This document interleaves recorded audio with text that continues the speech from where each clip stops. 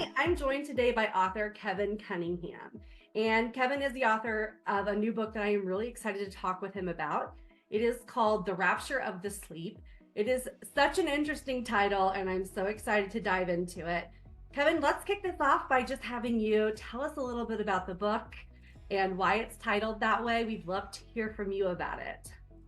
Sure. It's actually been a story I've had in my head for, I want to say, 30 years or so. So it's been percolating in there, and it's related to my beliefs and my strong beliefs in the power of our consciousness. And our consciousness has lived many lives before, and we tend to block out our past lives in our minds and focus on today's world, the world that we're living in today.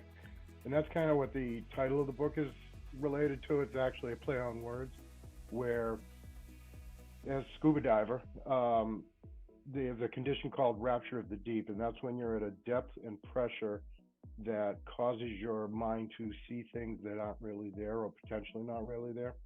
And then obviously rapture is a Christian term for being called to the heavens above. The the content of the book is related to all of that. It's about a man and two women, and one man in his current life is under a lot of pressure. Ultimately, gets into a car accident, goes into a coma, and that's the sleep part of the title, the rapture of the sleep. He falls into a coma, and while he's in a coma, he's been given the capability to review his previous lives. He is engaged with his previous lives. He gets connected back through his consciousness, through his, if you want to call it a dream state or his coma state.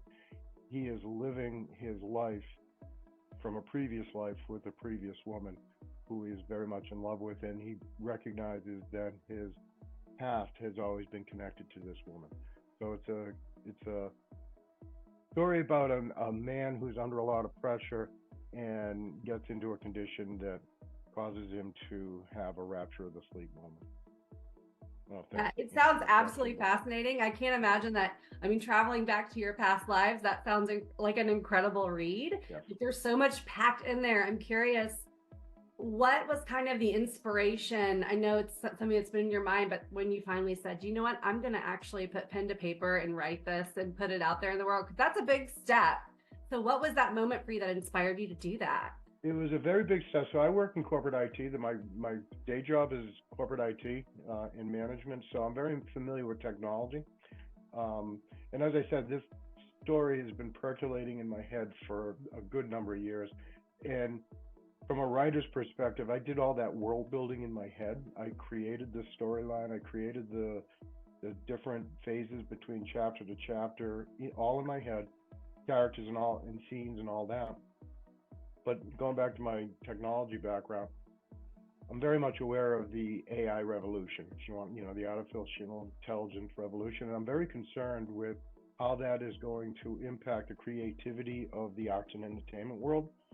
So January of last year, I committed to myself, if I don't get it out on my own, on paper, then there's always going to be that shadow of a doubt if it was me typing on the keyboard or AI doing it for me. So I wanted to jump ahead. So I committed myself last January to just bang on the keyboard and get what's in my head onto paper.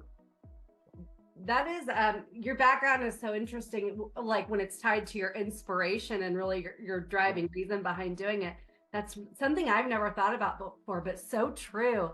I love that you took the plunge. I think readers are going to be really excited to get their hands on this book and read it. I'm curious, before we go, if there's anything else that you might be able to tell us about the book, or any insights you might want to give us, or sneak peeks. A couple of sneak peeks. One is, again, it's a very over my lifetime, I've been exposed to many life experiences, both romantically but also spiritually. And this is going to sound like a weird term, but for my family, I'm the angel of death, right? I've witnessed the last breath of very close members of my family, my parents, my siblings, but I always am there to witness the peacefulness that they have at that period, right? We as humans walk around worried about that last breath. But I find it to be a peaceful journey because, again, if you strongly believe in your consciousness living on, I firmly believe our consciousness is eternal.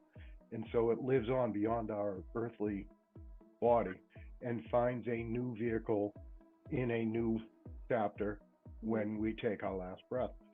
And that brings peace to people. And I'm not saying I wrote this book to bring people to peace, but I'm translating my experience, personal experiences, that aspect through my words. And whether it's a romance novel or a spiritual novel, my intent was to capture the essence of peace in relation to our spirituality.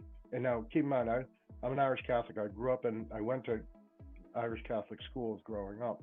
So there's a strong connection and conflict between spirituality and religion. But if you understand or I try to instill in the story, that they can both work in harmony. And ultimately, the goal is for us as humans and consciousness to find peace and enjoy the path that has been provided to us. So, yeah, that's an absolutely beautiful way to say that. And I know readers are going to love this book. Before we go, I want to tell everyone where they can find it, or a few of the big places where you can find it. So again, the author is Kevin Cunningham, and the book is called The Rapture of the Sleep. And you can find this at Barnes & Noble, Amazon, the Apple bookstore. Those are just to name the three big ones. It's also available as an ebook, which is really exciting if you want to read on the go or download it in time to start reading this weekend, or even today, you can do that. So thank you, Kevin, for discussing the book with me. It sounds amazing. And we really appreciate you taking the time to give us a little bit of insight on what readers can expect. Thank you. I appreciate your time. Looking forward to the future state of conversations with people that have read it, and we can share stories back and forth.